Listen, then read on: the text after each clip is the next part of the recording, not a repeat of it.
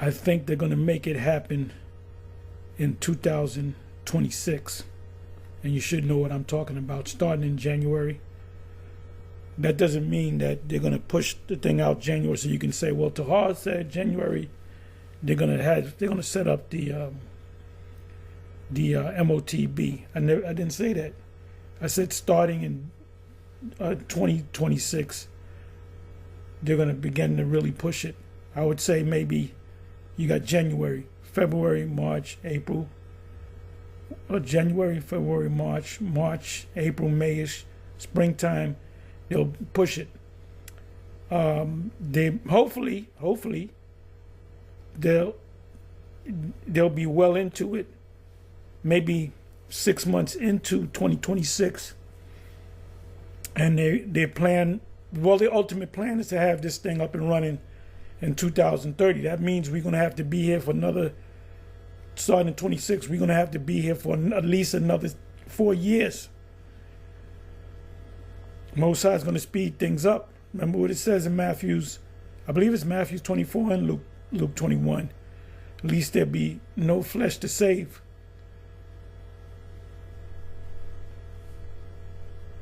I'm going to go ahead and look that up. Let me just go to that real quick. Matthew 24.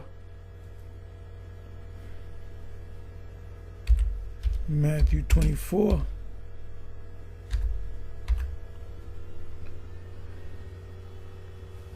Let me go. Saved. 23rd. Matthew 24, verse 13, but he that shall endure to the end, the same shall be saved.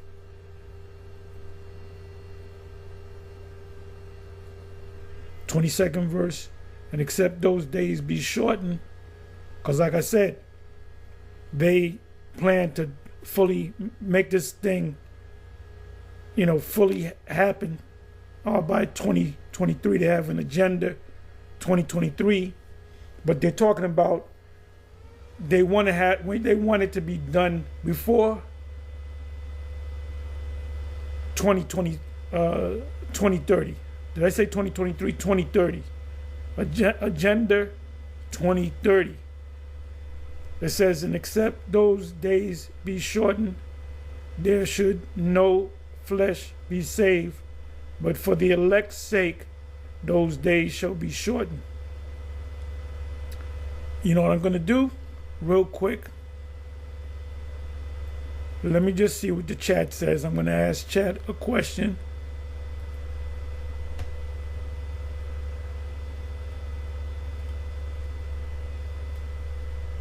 Let me do it this way.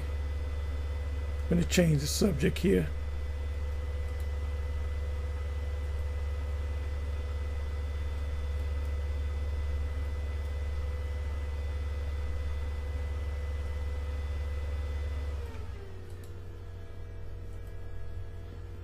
I'm interested in finding out what they say about this. Okay.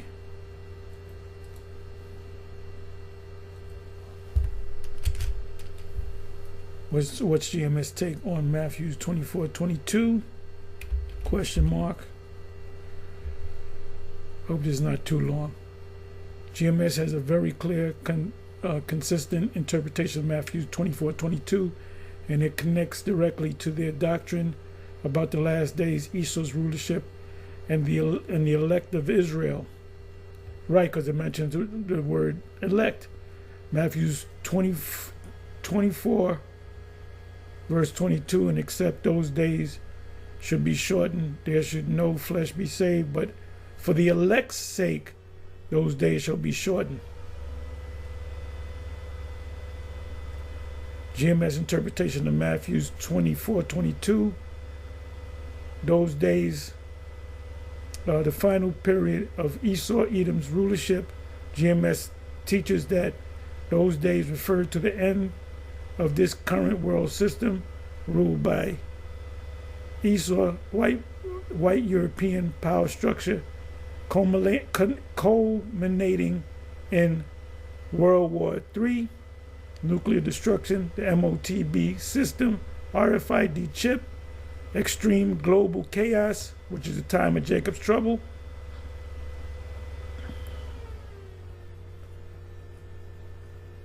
the hell is going on here? Okay.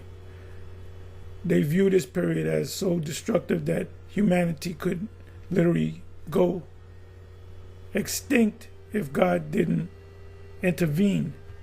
Shorten Yahushua returning earlier than the destruction would otherwise allow. GMS believes the Most High is speeding up the collapse of this society. Like I said, their plan, their ultimate plan, their goal is Agenda 2030. So the elect can be delivered before complete annihilation. But the chip is going to come before the destruction. They commonly teach days are going to be faster. Prophecy and everything's moving fast.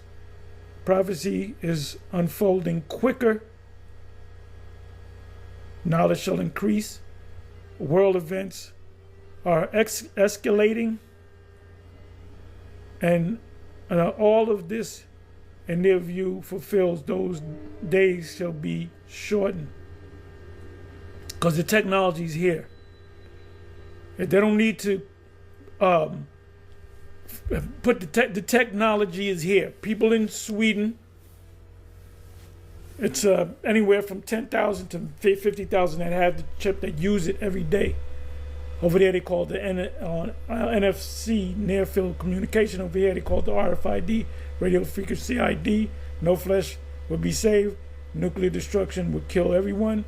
GMS applies this to the coming thermonuclear war and Revelation 17, Revelation 18, 2 Peter 3. Their reasoning, without divine intervention, the nuclear exchange of World War III would wipe out all life, because the Most High is going to concentrate those missiles. He's going to be in the missiles. That's Ezekiel 38, if I'm not mistaken. Ezekiel 38, I believe it's the 17th verse. Therefore, Yahushua must return in the midst of the destruction. But for the elect's sake, the 144,000 and the 1/3 remnant of Israel. And if you have any questions about GMS, all you got to do is go to the chat. Most of the time, they give you the exact, break it down the exact way we break it down. The elect equals Israel only, or the right Israel only among the elect. Among the Israel are the elect, primarily the 144,000 prophets, plus the great multitude, 1/3 of Israel, not any spiritual or universal group. It's an actual literal group of people. This excludes all other nations according to GMS teaching.